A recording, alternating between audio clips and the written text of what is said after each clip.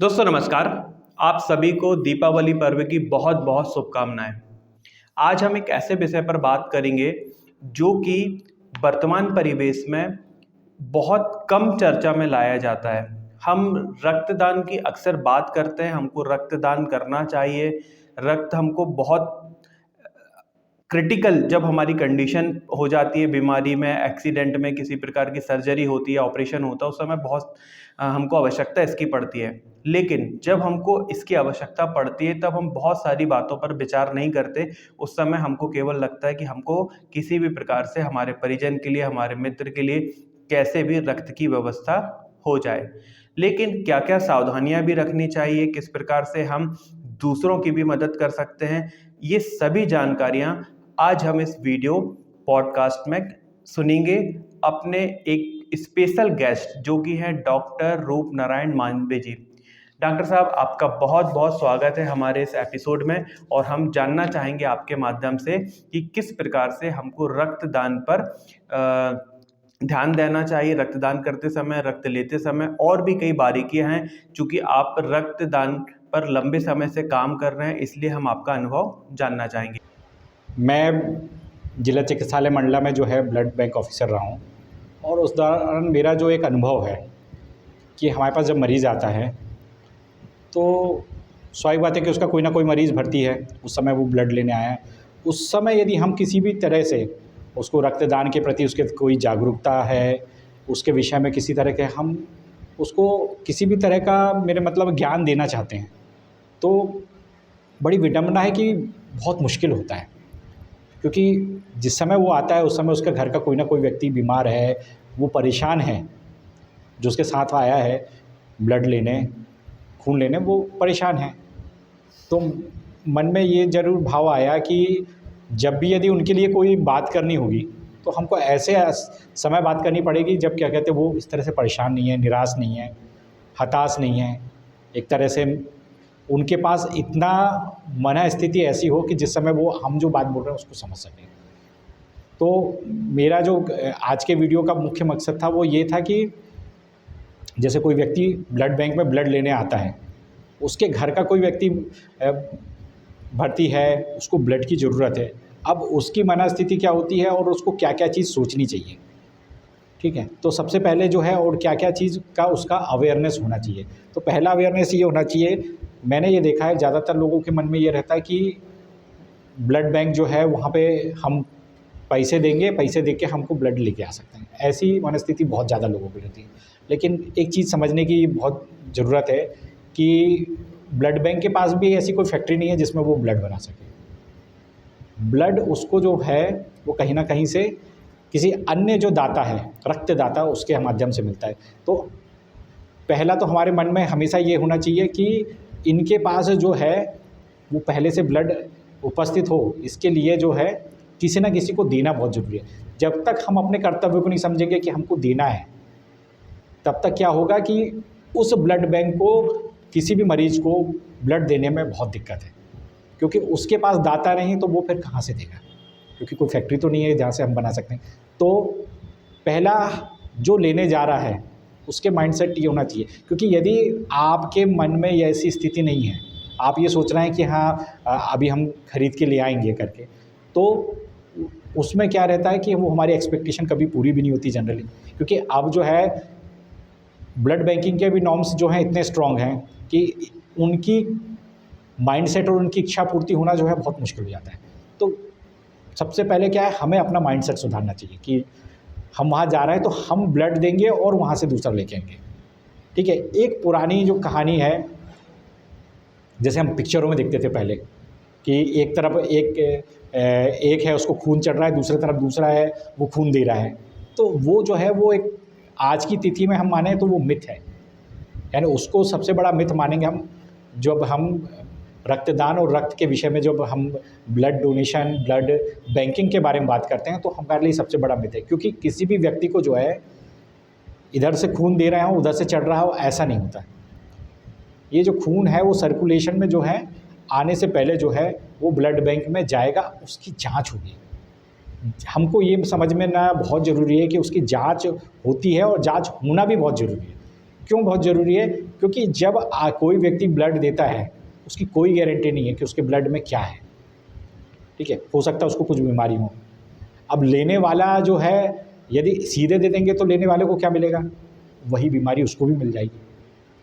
तो सही चीज़ क्या रहती है कि ब्लड जो है वो आपको कभी भी जो आपने दिया है वो नहीं मिलेगा। आपको जो मिलेगा, आपका ब्लड आप दोगे, वो क्या होगा, उसमें तमाम बीमारियों की जाँच होगी। तमाम का मतलब ये नहीं है कि लगभग हर बीमारी का हम करेंगे। हम जो सबसे ज़्यादा जो है ब्लड एक व्यक्ति से दूसरे व्यक्ति का एक व्यक्ति का ब्लड जो है दूसरे व्यक्ति को चढ़ाते हैं, उससे जो फैलने वाली बीमारी है उसमें से मोटी-मोटी बड़ी बीमारी जिसके ज़्यादा चांसेस रहते हैं उसको हम स्क्रीन कर लेते हैं। बाकी ऐसे और भी ज़्यादा फैलने की बीमारियां हैं जिनके हम टेस्ट सरकार के नॉर्म्स के हिसाब से नहीं हो पाते, है ना? सरकार के नॉर्म्स ही नहीं है, क्योंकि हर बीमारी का टेस्ट करने लगेंगे तो कम से कम 100-150 बीमारियों का टेस्ट लगाना पड़ेगा कि इनको सबके टेस्ट लगाओ तब जाके हम सामने वालों को देंगे करके। तो वैसे में क्या होता है, एक चीज़ होती है फीजिबिलिटी, है ना?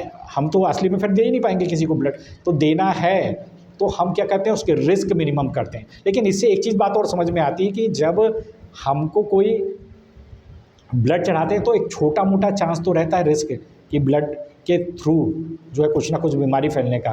तो इसलिए जो है एक मंत्र रहता है कि best transfusion is no transfusion, यानी हमको पूरी कोशिश करनी चाहिए कि हमको खून चढ़ाने की ज़रूरत ना पड़े। अब ये मैं आपको क्यों बोल रहा हूँ, क्योंकि आम जनता के लिए तो ये नहीं, क्योंकि डॉक्टर बोलता है तब वो ब्लड देते हैं, ब्लड चढ़ता है, तो ये उनके लिए नहीं है। लेकिन ये जनता के लिए किस तरह से है? जनता के लिए इस तरह से है कि कई बार जनता में से परिवार, यानी जो जिस व्यक्ति को ब्लड चढ़ना है वो या उसके रिश्तेदार जो रहते हैं, ये लोग मिलके दबाव बनाते हैं कि नहीं हमारे मरीज़ को ब्लड चढ़वा दीजिए, ठीक है? अपने मनसा से चढ़ाते हैं, चाहते हैं, डॉक्टर के इससे नहीं, क्योंकि कई बार क्या होता है डॉक्टर के ऊपर इस तरह से दबाव बनाने की कोशिश करती है क्या बड़ा। तो हमारा कॉन्सेप्ट ये है, हालांकि कोई डॉक्टर किसी के दबाव में आके जो है ब्लड चढ़ाने के लिए नहीं लिखता है, लेकिन हमारे जो है लेमेन है, जो आम आदमी है, वो कभी भी जाता है तो उसके माइंड में, उसके हमेशा दिमाग में ये रहना चाहिए कि हमें किसी भी तरह से ये दबाव नहीं बनाना है कि नहीं हमारे मरीज़ को ब्लड चढ़वाइए, आप लिखिए ब्लड, ऐसी हमको कभी गुजारिश नहीं करनी चाहिए। क्योंकि यदि हम वो करते हैं तो कहीं ना कहीं डायरेक्ट तौर पे हम ज़बरदस्ती दबाव बना के अपने मरीज़ का बुरा करवाने के लिए कुछ ना कुछ कोशिश करते हैं, क्योंकि उस ब्लड से कभी ना कभी ऐसा हो सकता है, और भगवान की कृपा से तो कभी नहीं होना चाहिए, लेकिन ऐसा हो सकता है कि उससे ब्लड उसके थ्रू कोई ना कोई बीमारी उसको पहुँच जाए, ठीक है? हालांकि जो ब्लड बैंक की जो पॉलिसी है उसके हिसाब से हम जितनी बड़ी बीमारियां हैं जो कि क्या कहते हैं ख़तरनाक हैं और जिसको हम स्क्रीन कर सकते हैं और जो मोटी मोटी ज़्यादा फैलती हैं उनको सबको हम पहले टेस्ट करके देख लेते हैं। इसलिए फिर वही बात आ गई, इसलिए हम क्या करना चाहिए, हमने जो ब्लड दिया है उसी की डिमांड नहीं करना चाहिए, बल्कि हाँ ये पॉलिसी बहुत सारी ये ब्लड बैंक में फॉलो होती है कि आप 2-3 दिन पहले, जैसे कोई ऑपरेशन है जिसमें हम पहले से डिसाइडेड है कि हमारे मरीज़ का जो है ऑपरेशन होना, ऑपरेशन के दौरान उसको इतना यूनिट ब्लड लगेगा, अब इतने यूनिट ब्लड लगेगा तो हम उसका ब्लड 3-4 दिन पहले ही दे दें, और यदि हमारा ब्लड ग्रुप उससे मैच करता है तो हो सकता है, लेकिन असली में तो वो करना ही नहीं है ना। असली में ये है कि आपको आपके मरीज़ के ब्लड ग्रुप सरकारी तौर पर मिल जाएगा, आपको 2-3 दिन पहले दे सकते हो आप, और उसकी जाँच करा के रखा सकते हो। तो उसमें क्या हो जाता है, आपका ब्लड जो है रिजर्व हो जाता है कि आपके मरीज़ को पक्का मिल जाएगा। इस तरह की जो है ब्लड बैंक की पॉलिसी रहती है। तो आप उसमें ये समझिए कि हमको जो है अपने ही मरीज़ का खून जो है वो मिलेगा, ये नहीं होता है, इसकी पॉसिबिलिटी नहीं के बराबर रहती है। तो हमको उस चीज़ को पहले से एक्सेप्ट करना है, क्योंकि हम जब खून देंगे तो उसकी जांच होगी, जांच होने के बाद जो है जब टेस्ट सारे नेगेटिव हो जाएंगे तब तक वो रखा रहता है ब्लड एक अलग सेगमेंट में, और जब जांच हो जाती है तब जब सारे टेस्ट नेगेटिव आते हैं तब हम उसको उस सेगमेंट में डालते हैं जहाँ से हम उठा के किसी को ब्लड देते हैं। उसमें भी आपके मरीज़ का ब्लड ग्रुप मैच करना चाहिए, और मैच करवा के भी हम क्रॉस मैच करके पहले देख लेते हैं कि ये इस व्यक्ति को ये ब्लड चढ़ेगा तो कोई नुकसान तो नहीं होगा। जब पूरी तसल्ली हो जाती है वैज्ञानिक तौर पे तब हम उसको आपके मरीज़ के लिए इशू करते हैं। तो इतने सारे जो है पैरामीटर्स में हम व्यवस्था के हिसाब से, इतने क्रॉस चेक के हिसाब से हम जो है मरीज़ को जो है ब्लड इशू करते हैं। लेकिन उससे पहले जो है इसीलिए बोलते हैं कि मरीज़ को किसी तरह का दबाव नहीं बनाना चाहिए कि इतना हमारे मरीज़ को यही ब्लड दे दीजिए या जल्दी दे दीजिए, क्योंकि जल्दी का भी कोई कॉन्सेप्ट नहीं है, क्योंकि जो बीमारियों को हम स्क्रीन कर रहे हैं उनके टेस्ट लगने, उनके रिजल्ट आने में टाइम लगता है। वो रिजल्ट आ जाए और जब हमारे पास ऐसा ब्लड हो जिसके क्या कहते हैं टेस्ट लगे हुए हों, उसके रिजल्ट आए हुए हैं, सब तरह से हम पूरी तरह से यानी संतोषजनक हम पाते हैं कि क्या कहते हैं हाँ अब इस ब्लड को दे सकते हैं, तभी जो है ब्लड बैंक से दिया जाता है। तो ये जो दो कॉन्सेप्ट हैं वो नहीं फॉलो करना चाहिए। और किसी भी तरीके से ये जो है कानूनी तौर पे अपराध भी है कि आप खून खरीद रहे हैं, आपने अपने पहचान आपने किसी दूसरे व्यक्ति को पकड़ के लाए, उसको बोले कि आप इतने पैसे ले लेना, आप ब्लड दे दो, खून दे दो, तो ये भी जो है वो गैर कानूनी होती है। क्योंकि एक तरह से देखा जाए तो जिस व्यक्ति को आप पकड़ के ला रहे हैं, यदि उसका खून कितना ठीक है कि नहीं वो हम नहीं जानते। तो हमेशा ये होना चाहिए कि आदमी को बिना पैसे बिना प्रलोभन के स्वतंत्रता से दे, क्योंकि जो स्वतंत्रता से देता है उसका खून अच्छा होने के ज़्यादा चांसेस हैं। इसलिए हम क्या करते हैं, वो खून ज़्यादा सेफ होने के चांसेस रहते हैं, इसलिए हमेशा ऐसे व्यक्ति का दूँ। तो ये जो है ये मापदंड भी हमको याद रखना पड़ता है। और इसके बाद तो अगली चीज़ मैं यही कहना चाहता हूँ कि हर व्यक्ति को जो है ब्लड डोनेशन जरूर करना चाहिए, क्योंकि ब्लड डोनेट करना जो है यदि आप उसके क्राइटेरिया फुलफिल करते हैं, कहीं कुछ क्राइटेरिया रहते हैं जिसमें हम रिजेक्ट करते हैं, लेकिन वो बहुत ऐसे क्राइटेरिया हैं जिसमें 10%, 15%, 20% पॉपुलेशन ही है जो रिजेक्टेड हो जाती है। बाकी जो पॉपुलेशन है, जो भी 18 साल से ऊपर है, वो सारे लोग जो हैं वो उसमें आते हैं और वो अपना खून दे सकते हैं। और उसके खून देने के बहुत सारे फ़ायदे हैं। जैसे एक हमारे ब्लड के अंदर यदि वो खून हम दान नहीं देते तो वो स्वतः जो है वो मर जाता है, तो वो तो वेस्ट हो रहा है। अब जो वेस्ट होने वाला है 1-2 महीने बाद के अंदर, यदि हम उसको दान दे देंगे तो उसकी जगह दूसरा स्वतः आ जाएगा, तो हमको कोई नुकसान नहीं हो रहा है और हम किसी को नहीं दे रहे हैं तो उसका तो नुकसान हो ही रहा है, हमारे अंदर भी खून जो है स्वतः वो नुकसान हो रहा है। इसलिए जो सरकार की गाइडलाइंस है 3 महीने से 6 महीने के बीच में हमको लगातार अपना रक्तदान करना चाहिए, तो वो करना चाहिए। उससे हमारे खून जो है वो वेस्ट भी नहीं होता और उसकी क्वालिटी भी सुधरती जाती है। इस तरह से जो है हमारा फ़ायदा है और समाज का भी फ़ायदा है, सबका फ़ायदा है। इस हिसाब से जो है हमें अधिक से अधिक रक्तदान करना चाहिए। डॉक्टर साहब, जब हम किसी व्यक्ति को ब्लड डोनेट करने जाते हैं या कभी हमको ज़रूरत पड़ती है अपने परिजनों के लिए, मित्रों के लिए, तो उस समय जब हम ब्लड लेते या देते हैं तो उस समय ब्लड का कोई टेस्ट किया जाता है? अगर किए जाते हैं तो कौन-कौन से टेस्ट ये किए जाते हैं? मलेरिया करते हैं, HIV करते हैं, ठीक है, HCV करते हैं और सिफिलिस के टेस्ट करते हैं। ये टेस्ट हम लोग सबसे ज़्यादा करेंगे, क्योंकि इनमें जो रहता है ब्लड के थ्रू ये फैलने के सबसे ज़्यादा चांसेस रहते हैं। डॉक्टर साहब, आपकी अभी तक की बातों से तो हमको लगा कि सभी लोगों को रक्तदान करना चाहिए, लेकिन क्या ऐसे भी कुछ व्यक्ति हो सकते हैं जिनको रक्तदान नहीं करना चाहिए किसी भी बीमारी की अवस्था में, या किसी प्रकार की अगर उनकी कोई मेडिसिन चल रही है तो ऐसी भी कोई कंडीशन बनती है कि जिसमें हम इस प्रकार के लोगों को रक्तदान करने से मना करेंगे? बहुत सारी बीमारियां हैं इसमें, जैसे ब्लड प्रेशर की बीमारी, क्योंकि जिनको हाई ब्लड प्रेशर रहता है और जिनका अनकंट्रोल्ड है, असली में बहुत कंट्रोल्ड है, मेरा मतलब आपको हाइपरटेंशन है लेकिन दवाई खाने के बाद बिल्कुल आपका बहुत दिन से मेंटेन्ड है, तो आप तो नॉर्मल आदमी की परिस्थिति में आज चल रहे हो ना, तो उसी समय मेजर करके आपका ब्लड प्रेशर ठीक है कि नहीं। बाकी फिर भी प्रिकॉशनरी जो है, यानी जो अनकंट्रोल रहते हैं उनको तो टोटली मना कर दिया जाता है। डायबिटीज़ में भी ऐसे ही है, रीनल डिसीज़ में भी ऐसे है कि इन बीमारियों में जब अनकंट्रोल कंडीशन है या उस समय जो है आप पैरामीटर्स में खड़े नहीं उतर रहे हैं तो आप रिजेक्टेड हो जाएंगे। बाकी जो है आप और भी चीज़ें बहुत आपको खुद को खून की कमी है, एक ये भी बहुत बड़ी समस्या है, तो फिर आप कैसे देंगे करके। कई बार क्या लोग भावुक होके या यानी मेरा मतलब इमोशनली कि मेरी माता जी को देना है तो देने को तैयार हो जाते हैं, लेकिन क्या है आपको खुद को खून की कमी, तो आप कहाँ से दोगे। ऐसे और भी रहते हैं, यानी इसकी एक बड़ी सूची है, उस सूची के हिसाब से जो है उसी समय जो है डिसाइड होता है उस समय। इसलिए जो है ब्लड बैंक में एक ब्लड बैंक ऑफिसर रहता है, वो अपने नॉर्म्स के हिसाब से पूरा सेटिस्फाइड होता है, तभी ब्लड डोनेशन के लिए परमिट करता है। डॉक्टर साहब, रक्तदान को प्रोत्साहित करने के लिए क्या गवर्नमेंट की कोई स्कीम है? क्या इस प्रकार का कोई कार्ड बनता है कि मान लीजिए मैं ही हूँ और अगर मैं मल्टीपल टाइम ब्लड डोनेट कर रहा हूँ तो मेरा एक कार्ड बन जाए जिससे पता लगे कि मैं लगातार रक्तदान करता हूँ, और जब मुझे या मेरे परिवार को या मेरे मित्र को कभी आवश्यकता हो तो उसको प्राथमिकता के तौर पर रक्त जल्दी मिल जाए। तो ऐसी क्या कोई प्रोत्साहन स्कीम है? पहले तो आप ये समझें कि वॉलेंट्री ब्लड डोनर स्वेच्छा से जो रक्तदान करता है, उसका मतलब है एट ऑल वो किसी भी तरह से लाभान्वित नहीं हो रहा है, होना चाह रहा हो रहा है, होना नहीं चाहता, उसके बावजूद वो दे रहा है। तो ये लाभ भी जो है उसके बाहर है। कौन सा लाभ? कि मैं अपनी माता जी के लिए दे रहा हूँ, मैं अपने इस लाभ के मंशा से दे रहा हूँ कि मैं ब्लड दे रहा हूँ तो कभी मेरे घर के किसी को मिलेगा। ये भी जो है, ये भी एक लाभ की श्रेणी में आ गया ना।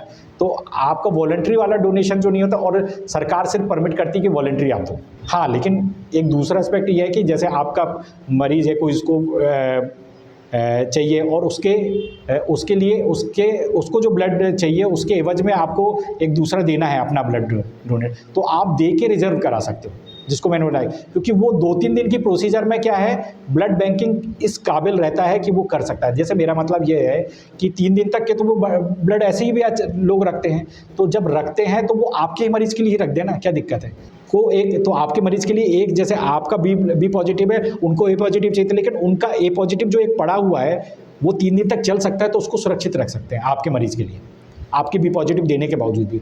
लेकिन आप जो सोच रहे हो वो तीसरा एस्पेक्ट जो कि आप आओगे 2 महीने के बाद, 2 महीने के बाद आपको कौन सी ज़रूरत पड़ रही है, आपको ओ पॉजिटिव पड़ रही है और ओ पॉजिटिव ब्लड बैंक के पास है ही नहीं, तो अब क्या करेगा?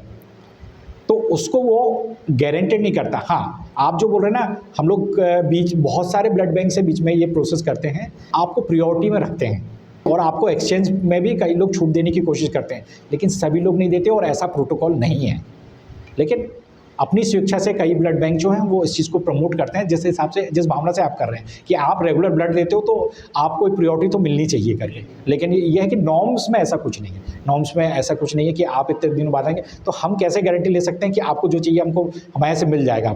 और कितना हमारे पास रोटेशन में है उसको मेंटेन करने के लिए हमको एक ना एक तो चाहिए ही चाहिए ना। तो हम ये उम्मीद करेंगे कि आप दे दो तो अच्छा है, आप दे दोगे तो क्या कहते हैं, हम आपका वाला तो दे देंगे आपको जो ब्लड ग्रुप चाहिए, लेकिन हमको मेंटेन करने के लिए भी तो एक ब्लड, कोई ना कोई एक ब्लड चाहिए। तो वो यदि आप दे दोगे तो हमारे लिए बड़ा अच्छा रहेगा, क्योंकि ये क्या विशियस सर्किल जैसा है। एक बार ब्लड बैंक में बैग्स खाली हो गए तो फिर नए सिरे से सिर्फ एक ही तरीके से बढ़ सकता है कि आपने बड़ा कैंप लगाया और बहुत सारे लोगों ने एक साथ दाद में दे दिया, नहीं तो आपके लिए मेंटेन करना बहुत मुश्किल है। इसलिए इसको साइकिल में चलाते हैं। देखो साइकिल में कैसे चलाते हैं कि एक हाथ से किसी का ब्लड लेते हैं, किसी को उसको जो रिक्वायर्ड ब्लड है वो देते हैं। अब आप एक दूसरी परिस्थिति समझो, मैंने एक ब्लड बैंक है, वहाँ पे डेली में डिमांड है कि 50 ब्लड के बैग्स लगते हैं, यानी मेरा मतलब 50 लोगों को यूनिट सप्लाई होती है, उनको इतनी डिमांड है उनके पास 50 यूनिट की। अब मैंने एक कैंप कराया, मैंने 1000 उसको यूनिट ब्लड दे दिया डोनेट करके। अब क्या होगा उसके साथ? उसके यहाँ से तो खपत तो 50 की जा रही है, तो क्या होगा? 400-500 तो बर्बाद, व्यस्त, खराब हो जाएंगे। तो वो हम खराब क्यों कराना चाहते हैं? तो ज़्यादा बेटर क्या है कि जब ज़रूरत पड़े उस समय हम डोनेट कराएं, यही ज़्यादा सही तरीका है। देखो हम बड़े ब्लड कैंप्स करा के जो है ना, हम और फिर क्या है, हम इंगेज भी हो गए, हमने दे दिया। अब हम क्या है, 3 महीने से पहले नहीं दे सकते, तो हमने आपको इंगेज दिया, लेकिन इस 3 महीने के दौरान यदि हमको जिसको देना है यदि उसकी ज़रूरत पड़ गई तो फिर हम क्या करेंगे? तो मैं इस पॉलिसी को ज़्यादा बेटर बोलता हूँ कि जिस समय ज़रूरत पड़े किसी को, उसी समय देने के लिए जो पॉलिसी है उसको ज़्यादा बेटर समझता हूँ कि हाँ उस समय दें। उससे क्या है, ब्लड बैंक का सर्कुलेशन, उसका जो रोटेशन है वो भी मेंटेन होता है, और जो है हम भी जो है बुक्ड नहीं हो जाते। हम क्या है, सबसे अच्छा तरीका ये कि हम वॉलंटरी ब्लड डोनर हैं, हमको किसी ब्लड बैंक संबंधित अपने एरिया के ब्लड बैंक में अपना नाम रजिस्टर्ड कराना चाहिए कि हाँ आपको जब ज़रूरत पड़ेगी हर 3 महीने हम आ जाएंगे, आपको किसी मरीज़ को ज़रूरत है आप हमको बुला लो। लेकिन आप बहुत दिन पहले से हमने डोनेट करके छोड़ दिया और हम बोले कि हम 3 महीने तक अब नहीं देंगे करके, तो वो हम क्या है, कभी कभी सिस्टम के साथ गलत हो जाता है और वो सही चीज़ को, जो हमारा अचीवमेंट है उसको फुलफ़िल नहीं कर पाता। तो ज़्यादा बेटर ये है कि हमें लोगों को ये करना चाहिए कि अपना नाम वॉलंटरी डोनेशन की लिस्ट में लिखा के रखना चाहिए संबंधित ब्लड बैंक में, और जब उनसे कॉल आए तो किसी व्यक्ति को चाहिए आपका ब्लड ग्रुप तो उसको देके और उसकी जाँच वाँच करके वो जब इशू करेंगे तो उस मरीज़ को जो है बेनिफिट होगा और उस ब्लड बैंक की सर्कुलेशन में सबसे अच्छा काम आएगा। तो मैं बड़े मेगा कैंप्स यानी वो जो बोलते हैं ना ब्लड डोनेशन कैंप, उसमें से ज़्यादा मैं इसमें विश्वास करता हूँ कि आप लिखा दो आप नाम ब्लड बैंक में कि आप जब बोलोगे मैं आ जाऊंगा। और सही में इतने शिद्दत से हमारे पास यानी मनोभावना होनी चाहिए कि वहाँ से फ़ोन आए तो हमको 1-2 घंटे के अंदर वहाँ पहुँच के अपना ब्लड डोनेट कर देना चाहिए। तो ये पॉलिसी को मैं सबसे अच्छा मानता हूँ। डॉक्टर साहब, बहुत बार ऐसा होता है कि जब हम रक्त लेने के लिए जाते हैं अपने परिजनों के लिए, तो वहाँ पर हमको एक फ़ीस पे करनी पड़ती है। तो ये फ़ीस किस चीज़ की होती है? क्या वो पैसा दे के हम ब्लड वहाँ पर खरीद रहे हैं, या कुछ और चीज़ों का या प्रोसेसिंग का ये शुल्क होता है? इस पर हमारे दर्शकों को आप क्या बताना चाहेंगे? जब कोई मरीज़ का जो के घर वाला है वो ब्लड बैंक जाता है ना, तो उसके मन में एक मन में उसके ये भी मिथ है कि हम पैसा दे के खरीद रहे हैं।